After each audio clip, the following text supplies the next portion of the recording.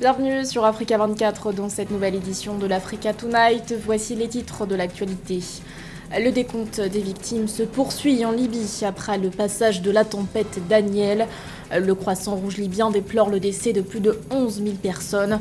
Un nombre qui peut encore grimper dans la mesure où des milliers de personnes sont toujours portées disparues.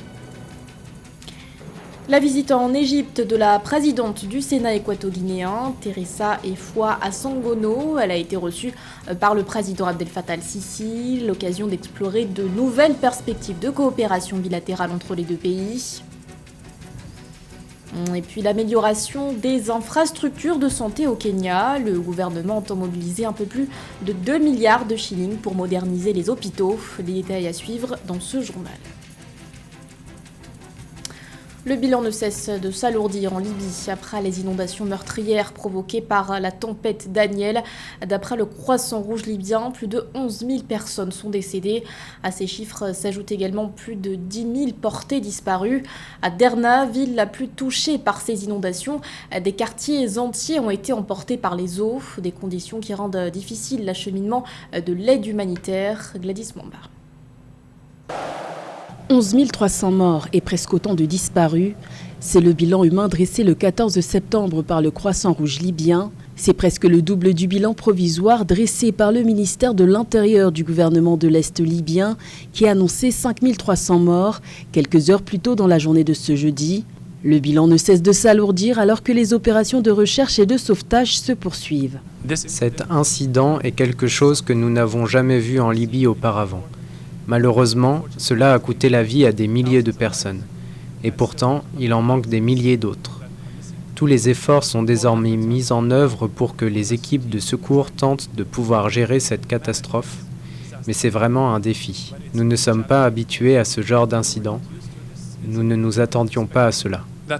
Le 10 septembre, la rupture de 2 barrages sous de fortes pluies provoquées par la tempête Daniel a entraîné des inondations massives dans la ville côtière de Derna, qui comptait alors près de 100 000 habitants.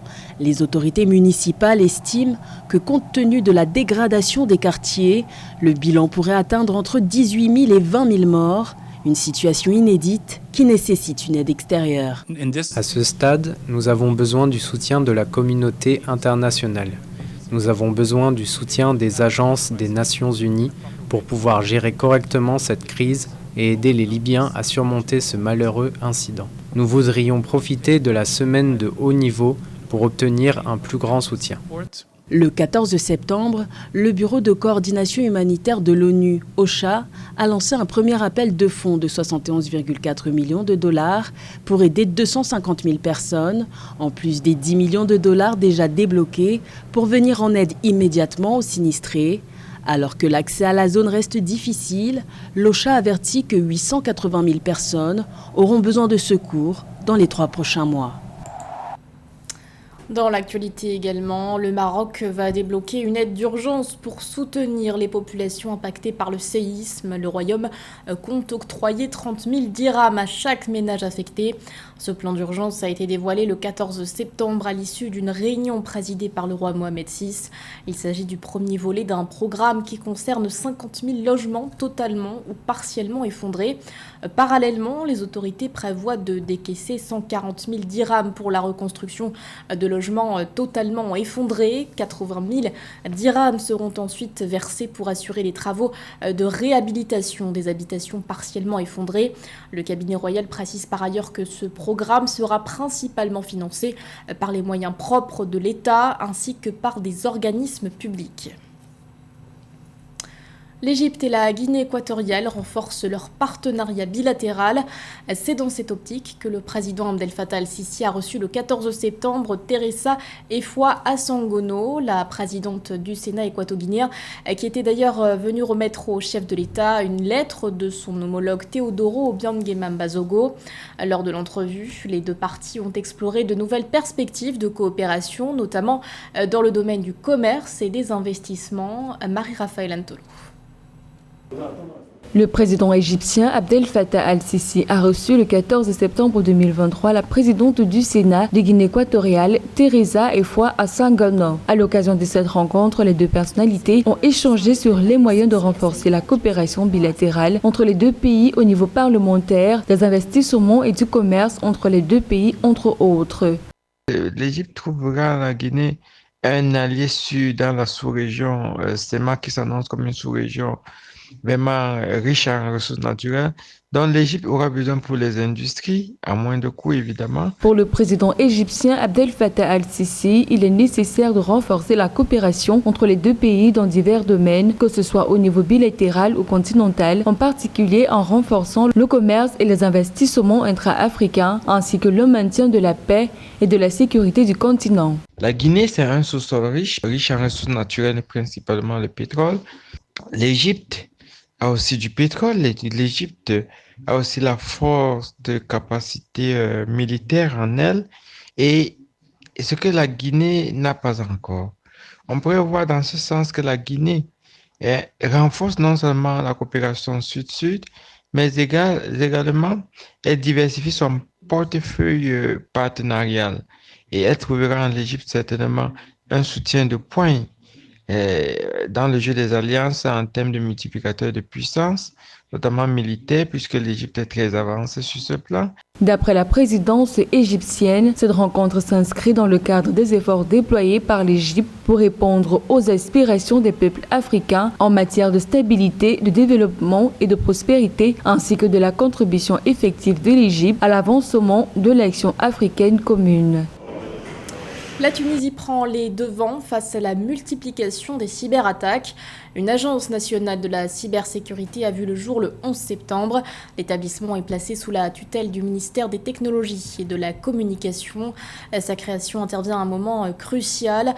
D'année en année, le taux de plaintes liées aux crimes cybernétiques augmenterait de 13% selon l'experte Maïssa Zerzi. Marie-Raphaël Antolo. En Tunisie, le taux de plaintes en lien avec des crimes cybernétiques a enregistré une hausse de 13% ces dernières années, selon des experts en cybersécurité, criminologie et prévention de la déviance. Près de 6000 plaintes sont déposées chaque mois, selon le ministère des Technologies et de la Communication tunisien. Pour y faire face, le 11 septembre 2023, le gouvernement a annoncé la création de l'Agence nationale des cybersécurité. Placée sous la tutelle du ministère des Technologies, de la Communication, la nouvelle agence sera chargée, entre autres, de superviser la sécurité des systèmes d'information et de communication des entreprises publiques et privées de l'espace cybernétique national. Il y a 10 ans, les pays craignaient les guerres classiques et les attaques des bombes atomiques. Mais aujourd'hui, cette guerre de dissuasion n'est plus crédible. Maintenant, les guerres ont évolué vers l'espace cybernétique et visent de plus en plus les systèmes d'information, les ressources bancaires et les institutions étatiques. Les États ont raison de prendre des mesures pour se protéger de ce côté. D'après le ministère des Technologies de la Communication tunisien, l'Agence nationale de cybersécurité a été créée au vu de la recrudescence des cyberattaques, alors que la transformation numérique continue de s'accélérer avec une adoption croissante des technologies de l'information et de la communication. La Tunisia Computer Emergency Response Team a déclaré que 149 134 incidents aux collaborateurs du cyberespace national sont survenus au cours des 6 premiers mois de 2023, alors que 155 772 incidents avaient déjà été recensés pour l'ensemble de l'année 2022. Avant, la plupart des attaques électroniques avaient pour but de demander des rançons aux entreprises et individus. Mais de plus en plus, le phénomène a évolué vers les raisons politiques, économiques, de renseignement, notamment l'espionnage des institutions et des États. Maintenant, les cyberattaques sont plus liées à des raisons politiques et économiques. En général, c'est relié à la politique et à l'économie. Notons que l'Agence nationale de cybersécurité a été créée par le décret loi numéro 2023/17 du 11 mars 2023 relative à la cybersécurité. Elle remplace l'Agence nationale de sécurité informatique créée par l'article 2 de la loi numéro 2004/5 du 3 février 2004 relative à la sécurité informatique. Les hôpitaux se modernisent au Kenya pour améliorer la qualité des soins au sein des 47 comtés que compte le pays. Le gouvernement a mobilisé un peu plus de 2 milliards de shillings. Grâce à ces fonds, le comté de Siaya va notamment bénéficier d'une nouvelle infrastructure de santé constituée entre autres d'un service pédiatrique et d'un service post-natal. Nakam Soukom. Au Kenya, depuis 2013, la responsabilité de la prestation des services de santé a été transférée au niveau des comtés, ce qui a permis de mieux adapter les services de santé aux besoins des résidents locaux. C'est dans cette même lancée que le Kenya établit des sites de construction pour des hôpitaux plus grands et modernes. Une initiative dont a récemment bénéficié la circonscription du Kenya dans le comté de Siaya. Il s'agit d'un projet de gouvernement national qui va coûter plus de 50 millions de shillings. Il s'agit simplement de faire passer les installations du niveau 3 au niveau 3A. Le niveau 3A est plus avancé que le niveau 3.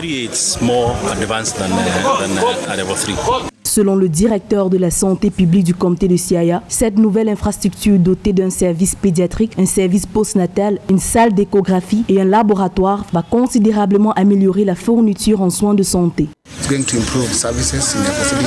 Nous allons donc en tirer de nombreux avantages. Je m'attends à ce que le nombre de patients qui viennent chercher des services dans l'établissement passe à 1700 une fois la modernisation achevée. Nous nous attendons également à ce que le nombre d'accouchements, qui est actuellement de 20 par mois, passe à 30 ou 40.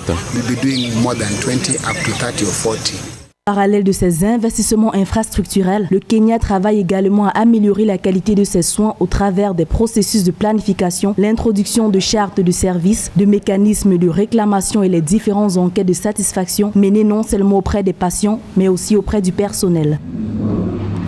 La Côte d'Ivoire construira prochainement 7500 logements économiques et sociaux. Le 13 septembre, les autorités ont ratifié en ce sens un prêt chiffré à 43,5 milliards de francs CFA, un prêt obtenu auprès de la Banque arabe pour le développement économique en Afrique. Cet ambitieux projet vise surtout à répondre au déficit de logements estimé à 600 000 unités par an. Les précisions de Samantha Sabero-Sabouanga. Le gouvernement ivoirien a annoncé avoir conclu un accord de prêt à hauteur de 43 milliards de francs CFA avec la Banque arabe pour le développement économique en Afrique, BADEA, pour la construction de 7500 logements économiques et sociaux dans le pays. L'information a été révélée le 13 septembre 2023 par le ministre de la Communication et de l'Économie numérique à l'issue du Conseil des ministres. Cette initiative vise à répondre aux besoins croissants de logement dans les zones urbaines du pays et améliorer les conditions de vie des citoyens. Le Conseil des ministres a adopté un décret portant ratification d'un accord de prêt de montant de 43,5 milliards de francs CFA pour le financement du projet de construction de 7500 logements économiques et sociaux en Côte d'Ivoire, dont 5000 à Abidjan, 1500 à Bouaké et 1000 à Yamoussoukro. Ces efforts du gouvernement ivoirien contribueront également à atténuer les pressions démographiques et à réduire le nombre de personnes vivant dans des conditions de logement précaires. Cet accord permettra ainsi de réaliser la première phase du projet avec 1240 appartements dans la ville d'Abidjan, 800 appartements à Yopougon, cité policière, et 440 appartements à Atekoubé. Le premier challenge pour l'État de Côte d'Ivoire aujourd'hui sera de pouvoir permettre effectivement que ce soit les personnes les plus vulnérables qui puissent avoir accès à ces logements-là, notamment les personnes dont les revenus ne dépassent pas un certain montant. Également, le second challenge sera de pouvoir contrôler effectivement les entreprises privées qui auront en charge la construction de ces logements-là pour que les prix initiaux définis dans le cadre du projet de logement social soient respectés. Bon, ce qui va être encore un peu plus compliqué quand on sait le climat de hausse généralisée des prix, les différents coûts des matériaux qui ne cessent de grimper, également le prix du ciment qui ne cesse de grimper. Et également l'autre élément, il s'agira également pour l'État de s'assurer que ces ressources qui vont être dégagées soient effectivement allouées à la construction de ce logement-là. Donc c'est plusieurs défis auxquels l'État doit faire face pour la gestion efficiente et efficace de ce nouveau financement. La construction de ces 7500 logements économiques et sociaux est une étape importante dans la réalisation des objectifs de développement urbain en Côte d'Ivoire. Elle représente une opportunité pour le pays de renforcer son infrastructure urbaine, de réduire les inégalités sociales et de promouvoir un développement durable à long terme. C'était le journal de la rédaction. Merci de votre fidélité. L'actualité continue sur Africa 24.